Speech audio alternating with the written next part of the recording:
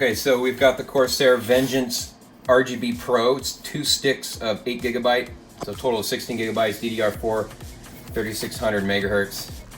And this is going to be the first time we've opened this up, so let's see what it's like. Packaging is nothing like you might expect, right? It's awesome. It's like opening Apple. No, really, it's just standard. Yeah, these are pretty sweet looking RAM though. Look at that. Look at these bad boys.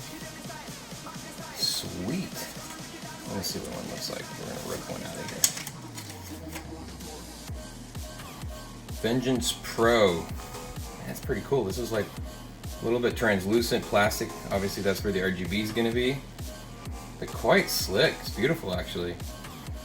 Sticker isn't quite put on straight. It's interesting. Kind of see that. They actually did a better job sticking the serial number on than they did the awesome logo that says Vengeance Pro. Let's see if the other one's the same way. Yeah, that's funny. Sticker for Vengeance Pro's crooked. Sticker for the serial number is literally spot on. Guess they need to learn how to put the who cares about serial number as much as this, right?